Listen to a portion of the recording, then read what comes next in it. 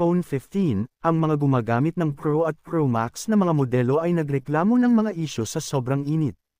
Nahaharap ang Apple sa mga reklamo mula sa mga user tungkol sa sobrang pag-init kaugnay ng mga bagong modelo nitong iPhone 15, kung saan sinasabi ng ilang customer na ang titanium frame ay masyadong mainit para hawakan.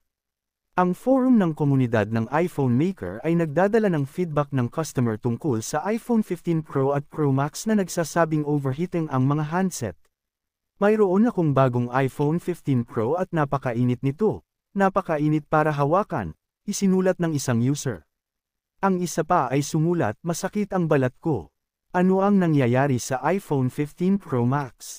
Mayroong ilang mga post sa forum ng Apple na tumutukoy sa sobrang pag-init ng serye ng iPhone 15 Pro, na may isang user na nagpo-post ng larawan ng kanilang iPhone 15 sa tabi ng isang thermometer na nagre-record ng temperatura na 44°C 111°F.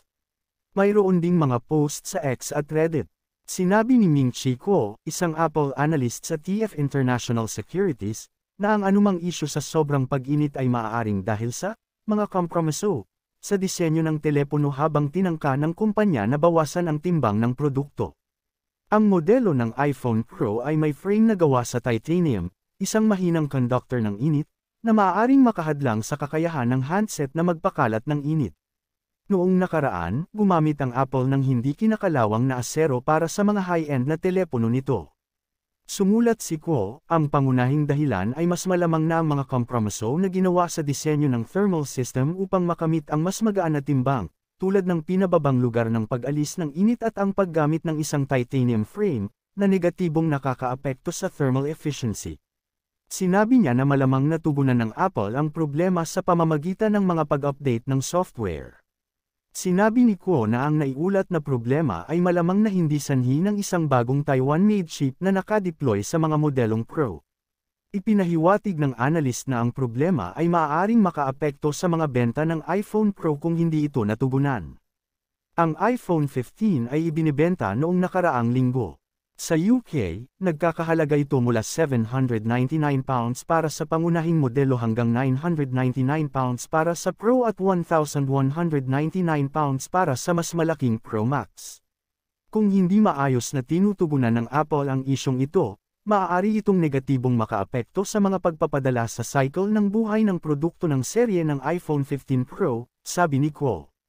Si Kyle Williams, ang punong ehekutibo ng iFixit, isang website ng pag-aayos ng iPhone, ay nagsabi na ang pagsubok ng kanyang negosyo ay nagpakita na ang iPhone 15 Pro ay may katulad na mga katangian sa stainless steel clad 14 na Pro, na medyo mainit.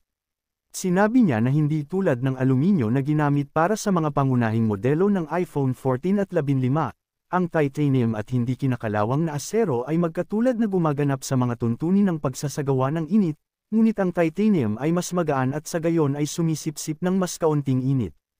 Sinabi ni Williams na maaaring maayos ng Apple ang problema kaagad sa isang pag-update ng software na nagpabagal sa pinakamataas na antas ng pagganap ng processor ng telepono sa epekto, ang utak ng device at ginawa ang handset na makagawa ng mas kaunting init. Sinabi niya na ang pagganap ng baterya ng telepono ay maaaring maapektuhan ng mataas na temperatura. Sinabi ni Ben Wood, ang punong analyst sa CCS Insight, na ang anumang isyu sa pag-init ay hindi aabot sa mga hindi ligtas na antas. Hindi magkakaroon ng mass recall ng mga iPhone sa anumang punto.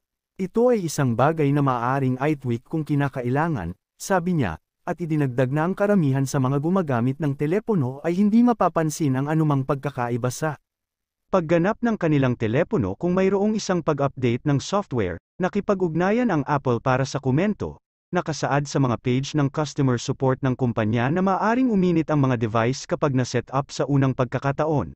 Kapag sinisingil ang mga ito ng wireless o kung gumagamit ang mga customer ng graphics-intensive o processor-intensive na apps, gaya ng mga laro, kung ikaw ay nakabili na ng iPhone 15 anong na-experience mo umiinit din ba ang iyong iPhone 15? Paki-comment naman sa baba.